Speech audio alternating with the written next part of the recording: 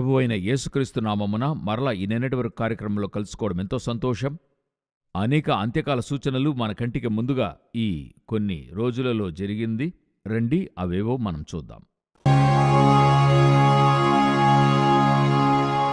మొదటిగా మత్తయి సువార్త 24వ అధ్యాయంలో చివరి వచనములో యేసు శిష్యులతో చెప్పిన మాట, జనము మీదికి జనమును, రాజ్యము మీదికి రాజ్యమును లేచును అని చెప్పాడు. ఈ కార్యమన్నది పలు అంశములుగా జరిగే విషయాన్ని మనం చూస్తూ ఉన్నాం. భాషల మధ్య, ప్రాంతముల మధ్య, రంగుల మధ్య, జాతుల మధ్య, మతముల మధ్య, ఇలాగనేక. ఇప్పుడు అనేక చోట్ల చూసినట్టయితే ఈ ప్రొటెస్ట్ అని చెప్తున్నారు. ప్రపంచమంతటా ఏదో ఒక కారణం చేత పెద్ద ప్రొటెస్టులు జరుగుతూ ఉన్నాయి.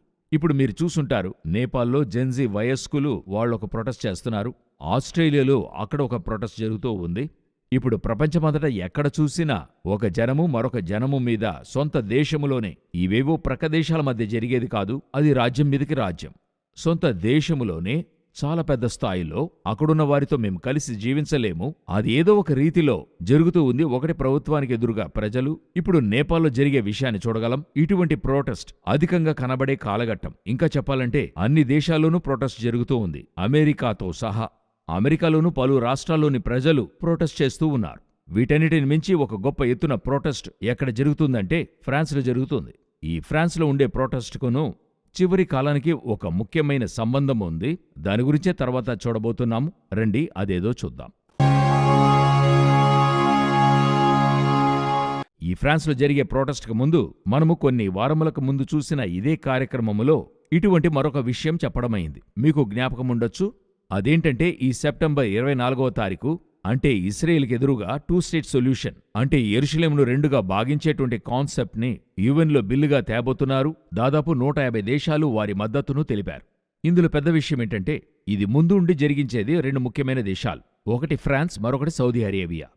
పోయినసారి ఇటువంటి ఒక బిల్లు ప్రవేశపెట్టారు. అప్పుడే చెప్పాము, ఇరాన్లో సమస్య ఏర్పడింది, భయంకరమైన యుద్ధం. ఆ యుద్ధం ముగిసేప్పుడు ఆ ప్రోగ్రాంలో ఒక విషయాన్ని చెప్పడం జరిగింది. ఈ యొక్క యుఎన్లో జరగాల్సిన 2 స్టేట్ సొల్యూషన్ వాళ్ళు వాయిదా వేశారు ఇరాన్ యుద్ధం వల్ల. ఇప్పుడు తర్వాత సెప్టెంబర్ 24 అని చెప్పి ఉన్నారు. అప్పుడు చెప్పున్నాం, 1 సెప్టెంబర్ 24 లోపల ఏదో ఒక సమస్య ఇది వాయిదా వేయడానికి అవుతుంది, లేకపోతే ఫ్రాన్స్కి ఒక సమస్య తలెత్తచ్చు అనుకున్నాం. ఇప్పుడు చూస్తే ఫ్రాన్స్లో ప్రభుత్వమే కూలిపోయే స్థితికి పెద్ద ఎత్తున ప్రొటెస్ట్ జరుగుతూ ఉంది. హఠాత్తుగా ప్రారంభమైంది. ఎక్కడ ఎలా ఆరంభమైంది అనేది రెండవది. నేనెప్పుడు ఇది స్పిరిచువల్గానే మూవ్ చేయాలని చూస్తున్నా. జకరియా 12వ అధ్యాయంలో యెరూషలేముకి విరోధంగా కూడుకునే వారిని దేవుడేం చేస్తాడనేది అక్కడ చెప్పబడింది. అదే ఇప్పుడు ఫ్రాన్స్లో జరుగుతూ ఉంది. యెరూషలేమును రెండుగా విభాగించాలనుకున్న చాలా ముఖ్యమైన నెంబర్ 1 దేశం ఏదంటే ఫ్రాన్స్ దేశము యొక్క అధిపతి మెక్రానే అది చేశాడు. ఈరోజు అతని ప్రభుత్వం తలక్రిందులయ్యే పరిస్థితికి వచ్చింది. దేవుడు యెరూషలేముకి విరోధంగా పోరాడే వారిని మీరు జకరియా పుస్తకము 12వ అధ్యాయము 3 నుండి 6 వచనాలు చదివి చూడండి. దేవుడు వారి పక్షముగా ఉండి వారి విరోధులను ఎదిరిస్తూ ఉన్నాడు. ఫ్రాన్స్లో జరుగుతుంది. సెప్టెంబర్ 24లో ఈ బిల్ పాస్ అవుతుందా లేదా అనేది మనకు తెలియదు. ఈ బిల్ రాకుండా ఉండడానికి తర్వాత ఒక విషయాన్ని ఇస్రాయేల్ చేస్తుంది. అది ఏంటనేది మనం చూద్దాం. ఇప్పుడు ఇస్రాయేల్ హఠాత్తుగా ఖతార్పై దాడి చేసింది. ఖతార్ ఒక ముఖ్యమైన అరబు దేశము, ఇరాన్కి సపోర్టుగా ఉండే దేశము. సరి వీరెందుకు దాడి చేశారు అని చూసినట్లయితే అక్కడ ఖతార్లో హమాస్ నాయకులు దాగి ఉన్నారని వారిపై దాడి చేశారు. ఇది ఖతార్ వారి కోపాన్ని రేపింది. ఖతార్ అన్నది మనం చూడటానికి చిన్న దేశమే, అయితే బాగా సంపన్నమైన దేశం. ముందుగానే ఒక సమస్యలో సౌదీ అరేబియాకి వెళ్లాల్సిన దారిని మూసి ఆ దారిలో మేం పోనివ్వమంటే వితిన్ కొన్ని వారాల్లోపలే వారు తమ్మును తామే వారు అలా హెచ్చించుకొని తమ దేశాన్ని బలమైన దేశంగా చేసుకున్నారు. ఆ రీతిలో సంపన్నులు వాళ్ళు. ఇప్పుడు ఇస్రాయేల్ దాడి చేయడం ఇంకొక పెద్ద సమస్యగా మారి ఉంది. సో ఇది మరొక ఇష్యూ. సో ఎందుకు ఇస్రాయేల్ దాడి చేసింది అంటే హమాసే కారణమా అని చూస్తే కాదు. ఈ సెప్టెంబర్ 24 తాలూకా బిల్లుంది గదా, దానికి ముందు ఏదో ఒకటి చేయాలి. ఈ బిల్లును అడ్డుకోవడానికి ఒక ముఖ్యమైన కారణం అక్కడ ఉంది. ఈ 48 గంటల్లో మేము నమోదు చేస్తున్న ఈ యొక్క కాలఘట్టంలో 7 అరబ్ దేశాలను ఇస్రాయేల్ దాడి చేసింది. Tunisia, Yemen, Lebanon, Syria, Qatar, ఆ తర్వాత గాజా, పాలస్తీనా, ఇలా అన్ని దేశాలను ఇస్రాయేల్ దాడి చేసింది. దీనికి కొన్నిసార్లు ట్రంప్ మద్దతు ఉంది, ట్రంప్ ఎదిరింపు ఉంది. ఇప్పుడు మీరు చూసినట్లయితే మిడిల్ ఈస్ట్లో ఒక మోసమైన కండిషన్ని చూడగలుగుతున్నాం. ఇటు ఒకవైపు ఇస్రాయేల్ అట్లే తన యొక్క యుద్ధము చేసిన హద్దులను పెంచుతోంది. జకరియా 12:6లో యూదా అధికారులను దివిటీగా చేతును, వారు నలుదిక్కులనున్న జనములనందరినీ దహించుదురు అని ఉంటుంది.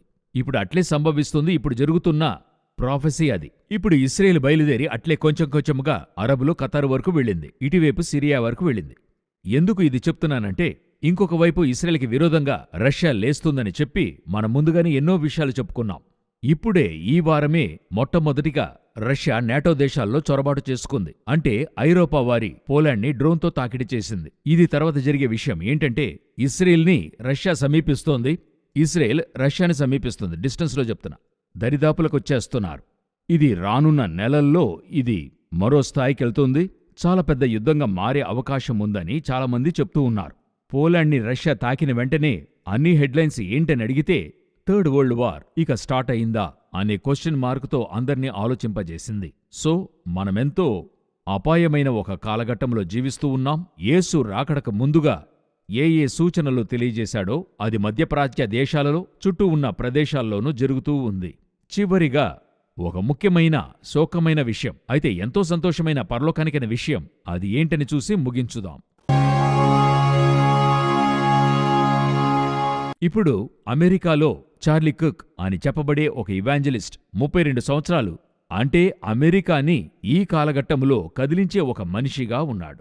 అంటే ట్రంప్ రావడానికి ఎంతో మద్దతుగా మాట్లాడినవాడు. ఎందుకని అడిగినట్లయితే ఇతడొచ్చి సత్యాన్ని ఫాలో చేసే వ్యక్తి. అంటే ఎల్జీబీటీ, ఈ హోమోసెక్షువాలిటీ, పురుషులు స్త్రీలు అంటాం కదా, వీటన్నిటినీ ధైర్యంగా ఎదిరించేవాడు. అది మాత్రమే కాదు, బైబిల్కి విరోధంగా ఏ కార్యాలున్నాయో అమెరికన్ స్కూల్స్లో, కాలేజెస్లో అన్నిటినీ బోల్డ్గా ఎదిరించే ఒక వ్యక్తి. ఇతని సెమినార్స్ ఎంతో ఫేమస్. ఇతను ఇప్పుడు దేవుని చేత ఉపయోగించబడుతున్న అతి ముఖ్యమైన టూల్. ఇతడు ఇప్పుడు హత్య చేయబడ్డాడు. అంటే యూనివర్సిటీలో మాట్లాడుతూ ఉన్నప్పుడు అతని గొంతులో బుల్లెట్ దిగింది. ఇందులో అతను హత్య చేయబడ్డాడని చెప్పకూడదు, హతసాక్షిగా మరణించాడు దేవుని కోసం. ఈ కాలఘట్టములో, అంటే యేసును బట్టి సౌఖ్యముగా జీవించగలము అనేటువంటి ఈ కాలఘట్టంలో యేసు కొరకు 32 ఏళ్ల యువకుడు జీవాన్ని ఇచ్చాడు. స్టెఫెన్ని చూశాము, బైబిల్లో ఎంతోమంది అపోస్తలులను చూశాం. అటువంటి కదలింపును ఏర్పరిచినటువంటి ఒక సేవకుడు ఈరోజు దేవుని రాజ్యములోకి, మహిమలోనికి ప్రవేశించాడు. హతసాక్షిగా మరణించడం సంతోషమైన విషయమే. అయితే ఒక చక్కటి ఆయుధముగా దేవుని రాజ్యాన్ని, చివరి కాలంలో దేవుని కోసం మహిమగా నిలిచిన దైవదాసుడు. అయితే ఖచ్చితంగా విశ్వసిస్తున్న ఇటువంటి దైవదాసులు వెళుతున్నప్పుడు వారు భూమి మీద చిందించినటువంటి రక్తము నుండి ఇదే విధంగా అనేక చార్లెస్ కర్క్ వంటి దైవజనులను దేవుడు లేపుతాడన్నది నిశ్చయం. అప్పుడు జనులు మిమ్మును శ్రమల పాలు చేసి చంపెదరు, మీరు నా నామము నిమిత్తము సకల జనముల చేత ద్వేషింపబడుదురు అని చెప్పిన దేవుని ప్రవచనం మన కంటికి ముందు జరుగుతుంది. ఇవన్నీ ఒక రీతిలో దేవుడు అతి శీఘ్రముగా రానున్నాడు అనేదానికి ముఖ్యమైన సూచనలుగా ఇవి ఉన్నాయి. దేవుని చిత్తమైతే, రాకడ ఆలస్యమైతే మరొక కార్యక్రమంలో కలుసుకుందాం. God bless you.